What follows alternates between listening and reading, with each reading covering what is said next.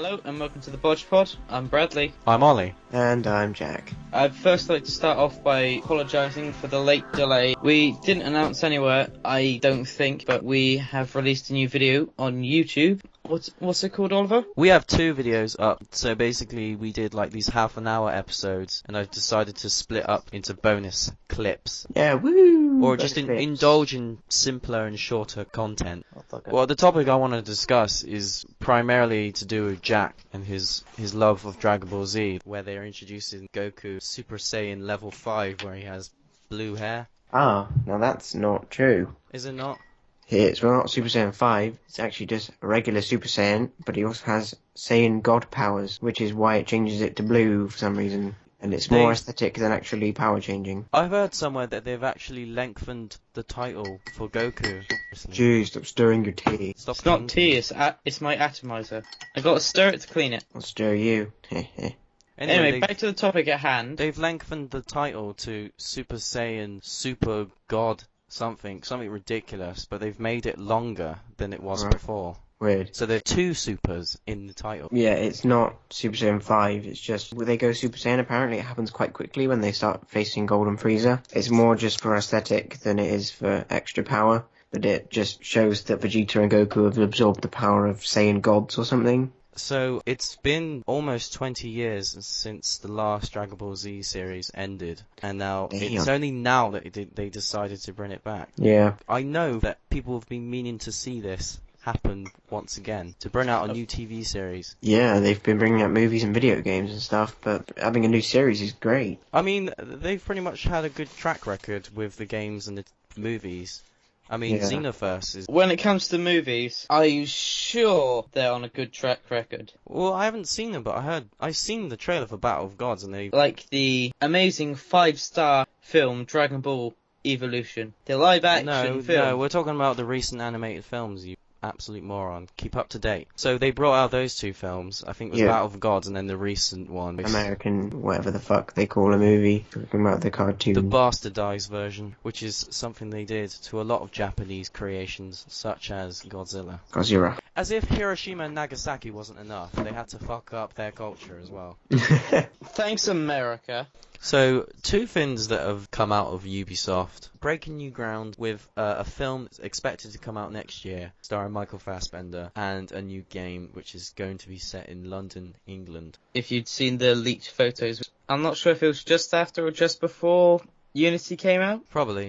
All those screenshots look absolutely amazing. It's going to be quite interesting how you'll blend into the environment, seeing as wearing a hood and cloak doesn't really It's not the fit. fashion of Victorian England. Yeah. Which, when you come across an assassin, you're going to stand out more, which is something that they don't want to give off. I can imagine there being a Jack the Ripper DLC sort of thing. Well, in the shot that they showed, teasing the worldwide release of the trailer, he carries a cane with him as well, which I imagine is going to be one of those canes that reveal like a sword that you can use. I think they actually did release a video of this ages ago of them setting an Assassin's Creed in London, and it looked pretty cool. Didn't look like anything new, just looked like a new setting. Obviously Syndicate means group of people with very similar interests, so there might be like an underground assassin order in London that no one really knows about that sparks some sort of major event in London history. Although they've obviously tried to follow recently quite close to the actual history of things, so as far as a Jack the Ripper DLC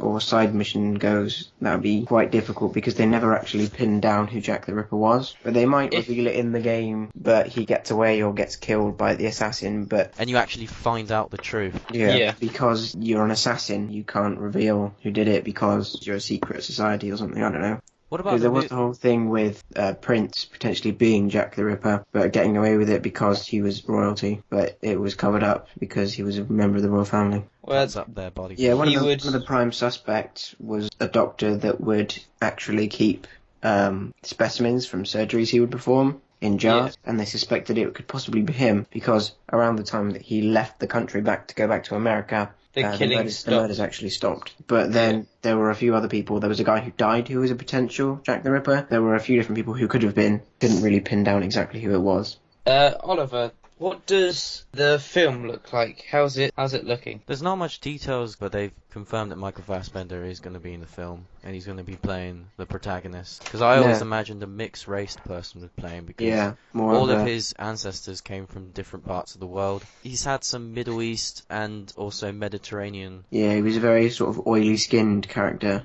If you think we're racist... Saying he had a more of an oily skin tone isn't racist. But just in case, might as well.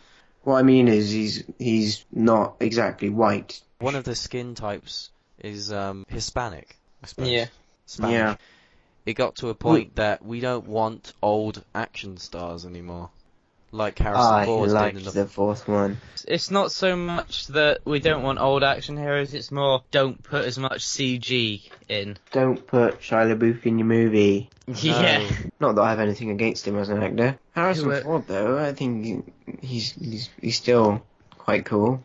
It didn't seem possible that a guy of his age could be doing those sorts of stunts. They make a point of that in the fourth one. Right at the start, he swings, misses, and lands in the front of a truck and goes, "Damn, I thought that was closer." Yeah. Showing that he's old, he's kind of able. Definitely, his age is showing. And it's not supposed to be extremely realistic. It's Indiana goddamn Jones. Yeah. Yeah, but people got so encaptured by the films back in the day because of its practical effects. Most of the film was set in the green screen studio. Without Indiana Jones in the first film, he's actually not needed in the first film. That's already been pointed out, though, by a lot of nerds, especially the Big Bang Theory. What? Explain to me, I haven't heard this. If he wasn't in the film, the Nazis would have already discovered the Ark, and they would have all died. So it wouldn't have Indiana Jones mattered. wouldn't have not been needed in the film. His involvement is absolutely pointless. Which is funny, because that's considered the best of the three, to a lot of people. Yeah.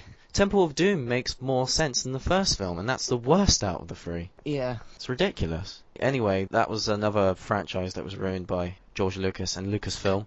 No, it wasn't. I enjoyed it. It was a good film. It had a good premise. And again, I enjoyed the Star Wars prequels, so... Well, so did I. Have an opinion. Well, who didn't like the first ones, apart from the internet and my brother? Apart from everyone. This is my rule of making a trilogy, okay? If all three films are masterpieces, don't make a fourth film. Don't make a fourth film. What if it's like 20 million years later? Well, then do a remake. Oh, what do you mean? What do you mean by that? Like, if it's set in the same universe but later on or beforehand. If it's like a different take on the character or a different setting with different set of characters, then yeah, sure. If it's like a remake, I'm down with it, but don't do a continuation. What are your thoughts on 7, 8, and 9? 7, 8, or 9? Star Wars. You got me there. Okay, you got me. Yeah, there you go. Well, because that's been backed by a different director, whereas George Lucas actually returned to make those films. You need a new creative mind to sort of... To be fair, George Lucas is one of the highest grossing directors of all time, and he's directed four films. Because of the apparent low quality of the prequels, he's also one of the worst. Well, the prequels were not well shot. They actually made me sick at how bad the cinematography was. Cinematography was fine in my opinion. So it's just bad. No, it was great. J.J. Abrams is taking it to a new level, and I hope he's bringing it back. Can I put a synopsis on the graphic novel which I recently borrowed from Oliver?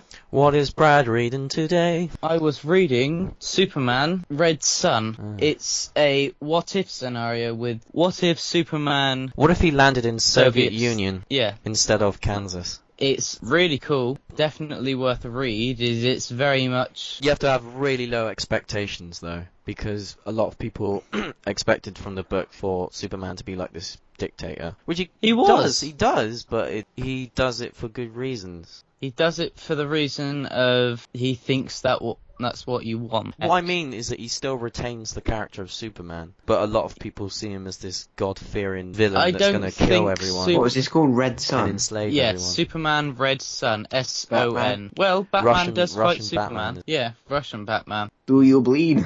Kill me! Well, you will. Just a Russian bar fight. drunken Batman.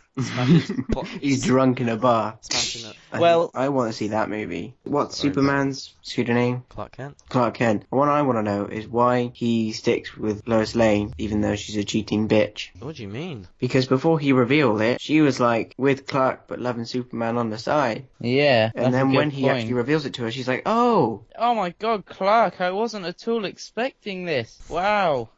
I was totally not planning on cheating on you with Superman. He was about to be replaced with Superman, even though it was him. So she would have been like, I'm sorry, Clark, but I found another man. And then goes to Superman. I am He's Clark. just like, Ooh. what the fuck? Well, this is awkward. Superman, right? He goes into space and then he meets Spock, old Spock, and then He spins around the world so quickly that Leonard Nimoy comes back to life. Yeah. And he meets And Superman. little Chris. And little Chris. Carry on, Jack. No, I don't. There was no afterthought. He'd need to revive Leonard Nimoy to be able to meet Old Spock. But my thought on the matter that he travels so fast, he reverses time, is that he's travelling faster than the speed of light, which theoretically means that he is going backwards in time. If you're travelling at the speed of light, you're technically moving nowhere. You're moving in a point in time where there is no time. That'd be really cool, just for a day, to completely lose all perception of time. Where everyone is just paused for a moment. For an entire day, nobody knows what the date or time. Time is not something that we're even conscious of. You wouldn't even say, oh shit, what's the time? No one knows. You wouldn't even be aware that time existed. That would be so great. You pick up your phone and you'd look at the numbers going, what do these numbers mean? I wonder what would happen. What's this round thing on my wall? To go into an alternate universe in which time never became a thing. How would anyone get anything ever done? Well, they would have. They just wouldn't have done it in a particular time period. Well, every civilization that has been known to man has a perception of time. Yeah, The only way you'd lose perception of time is if the sun stayed in the sky forever. Yeah, but it would be very interesting to see a world that never conceived the notion of time. The sun goes up, and then it goes down, it gets dark, and then sun comes back up. There, in the problem you've got, that is a perception of time. You know that it's going to be up and you know it's going to be down. Yes, but you would never know. Well, you wouldn't call it time, but you'd say, I need to be home before the sun is down. Need to be home before the sun is up. Or something along those lines. In that there is some Is sort this set in modern reality or like the dawn of man? If you imagine 2015, you go to a version of 2015 where no one has any perception of time. What does the world look like? Yeah, what would the world be like if time was never a thing that was invented? This Would we have made something else up, and would we be much further along technologically, or would be... Yeah, it's hard to perceive it from our perception, where we woke up, we were born, and there were clocks. Day and night cycles, and monthly cycles, and yearly cycles. There are traits in our nature in which our base nature kind of has a perception of time happening, like sun going up and down. It's very hard to imagine a world where that doesn't exist in our biology. Yeah, like things aging over time. You guys are starting to sound like Jaden Smith now. Stop being all philosophical and shit. How can eyes be real if mirrors aren't real? That's an actual genuine Jaden Smith tweet, everyone. Yes, it was. I think that's... I might be paraphrasing. Yeah, that's what he tweeted. He probably just said that just for attention. Should we read his tweets? No. Why not? We can try and get our head around them. Well, we could move on. Alright. Yeah, next topic. The latest DLC for Wolfenstein came out not too long ago, The Old Blood. Ooh. I'm fairly sure it's actually a standalone, so you don't actually have to buy Wolfenstein, The New Order, to play it. You can just buy Wolfenstein The Old Blood and play it. Any general ideas on what it is? It's a prequel, offering the same high-intensity, story-driven first-person action that we saw from the regular game. I think you're a guy who actually goes undercover. Oh, right. I think I just saw a trailer for it, and you're trying to be undercover and pretending to be a Nazi, but you're terrible at it, and you're pretty much just there to kill Nazis, and it's cool. And there are robot dogs and big guns. It's a stupid game made by smart people, to quote, I think it was outside Xbox. It's a stupid game, but it's a big gun people Nazi killing fun. blood fest, basically. Gore fest. Shoot things, blow up, fun, fun, fun. All first-person shooters are supposed to be like that. Moving on, LEGO Dimensions gets Portal, The Simpsons and Doctor Who expansions, apparently. But also, let's get a general sense. that Lego Dimensions is actually a game that combines every Lego game that's ever been conceived. And more. It's got Back to the Future that's going to be in it. Yeah. But no standalone game. And Portal and Simpsons and Doctor Who. And some more Lords of the Doctor Rings. Who has their own Lego? Oh yeah. Well, they're going to. Didn't they I don't know if they've had a game, but there is Lego Doctor Who. They can't bring together Marvel or DC, though. I reckon they could. That's because not there's... possible. It is possible. There have been crossover comics. That was only like a couple of miniseries that happened in the 90s, and then it never happened again. But anyway, I think you could get those two in the same... It's going to take a lot of money, but then Lego's got all of it. Disney's the biggest conglomerate in the world, and it takes a lot of negotiation to get past them. Disney would see dollar signs of having Marvel and DC crossover, especially in Lego, because people are going to buy Lego because it's Lego. In the Lego Marvel game, there's a little Easter egg achievement. It's called You Look Familiar. It's where you get Torch from Fantastic Four to look at Captain America, because it's the same actor. That's funny. Chris Evans. Keeping on the subject of video games and them being new and stuff, this game has actually yet to be announced, Fallout 4. There's been a bit of news. Bethesda released a picture of a number of different characters from their games, like plastered on these like cardboard whatever cutouts on chairs at like a show, or like these red velvet seats that you would typically see at like cinemas and things. Oh right. And it's lots of characters from their different games, like Dovahkiin and the guy from Wolfenstein, Blazkowicz, or whatever his name is. B.A. Blazkowicz. Yeah, B.A. Blazkowicz. A number of their different characters from loads of their different games. And there's ones in the background that you can't really see that are blurry. But one thing that everyone noticed is that there's no Fallout characters at all in that picture. However, there is a picture with a shadow of a person with a question mark on it. Oh. And what was the outline? It's just an outline of a human shape. But Bethesda are being very quiet about Fallout. I don't think that is being quite quiet. I think everyone's going to look at that and go, it's Fallout. Fallout's the next one. Come on, it's Fallout. It's Fallout. It's Fallout. Fallout isn't there. But this is going to be the first E3 that Bethesda does, their first ever conference. So it's going to be something big. They probably put a lot of work into it. It can't just be the one game, because that's not going to be worth an entire conference. So I can imagine there being a HD re-release. Yes, after they finished making Skyrim, they did say that they were working on something else at the time, and it's going to be quite a while. And just the other day, I think it ticked over about 4 years since they said they were going to start concentrating on something else, on their next big game. So I think it's a good chance that we're maybe seeing a Fallout sequel. It's going to be something big anyway. If they bring Fallout 4 out straight away, everyone will get up and leave afterwards because no one will care about anything else. Yeah. I can imagine they'll do, like, Skyrim is still selling on the PC. I can imagine them doing a Ultra HD upgrade for the next gen. Bethesda are actually doing an E3 conference a few days before the proper E3. So they're not just going to have a segment between other guys, they're actually having a specific... Their own dedicated time slot 2 days before the massive E3 event starts happening. I mean, where else could they go with the franchise? Well, it's pretty endless, really. They could go anywhere in the States. They're not going to take it outside of the US. The main theory so far is that it will be in Boston. They just announced that Incredibles 2 is going to happen. Imagine how old the children will be now. Yeah, it'll be like one of those moments like in Toy Story 3 where you see Andy growing up and we've already started crying 10 minutes into the movie. Like, Jesus, he's grown up. Apparently that's what humans do nowadays. They grow up. Oh, I haven't seen Toy Story 3. Can you imagine what Jack Really? like? I'm emotionally not ready to watch that movie yet. I just never got around to it. You will be in tears if you've watched the first two. It's the most tearjerker film of all time. But anyone who's close to me who has watched movies with me in the past knows I am a crier. E.T. phone home. Goodbye, He gets back on the ship and his mum's just like, where on earth have you been? What movie moments made you cry like a bitch? When Gandalf died. I genuinely did cry my fucking eyes out. And out. he came back whiter. Everyone in Lord of the Rings is white. And guess what? When they die, they come back whiter. That was a joke made by Honest Trailers. Does that mean at some point Saruman wasn't white? Saruman the dirty white. The dirty blonde. The dirty white socks. I can't say my saddest moment because it's in Toy Story 3. Is it when Andy leaves? It's not that. Have you watched the film? No. I haven't seen Toy Story 3 at all. I've seen like that one very small clip because it was spoiled without warning on a YouTube video. Oh no. The part when Harry Potter... Shut up! You haven't seen the last In Harry Toy Potter Story, film? in Toy Story 3, when Harry Potter dies, Andy gets accepted into Hogwarts.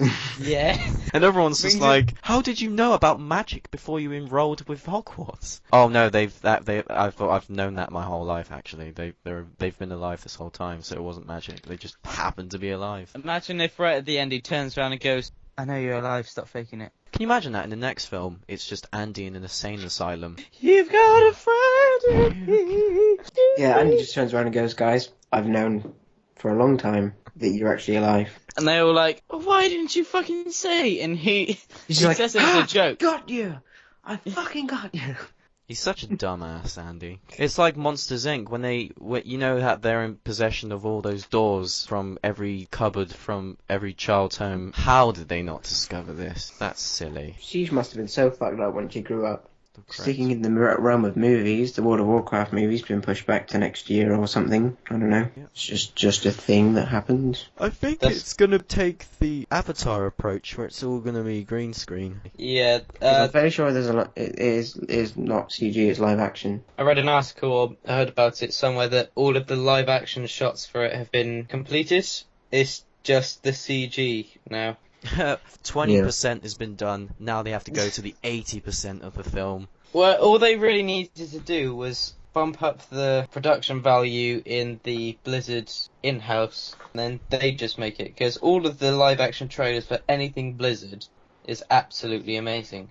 I mean, look at the trailers for all of the DLC for World of Warcraft and for Diablo 3 and StarCraft 2. It just looks absolutely amazing. In other news, Hideo Kojima revealed that the action figure for Quiet, the female in the new Metal Gear Solid game, has soft pushable boobs on the case. on the whatever it's called figurine. Can you imagine that though? Like have a little interactive game case that you can push. That'd be pretty cool. Quiet's boobs just hanging off the front of the case. You can touch them. What if you kept the game case it's like, for a long time? Would they start to sag? On the toy, they actually have soft, squishable boobs that can be squished together on a kid's toy. Not so much a kid's toy. Because Like Yeah. a figurine that would come out with a collector's edition of the video game. Squishy boobs. Big, squishy boobs. Right, any closing remarks, people? They better fucking bring up Fallout 4. Yeah. let's say our farewell. Goodbye. We love you all. It's where you get Captain America I and... think the internet's going to be switched off if you don't shut up. What the fuck? That was my father.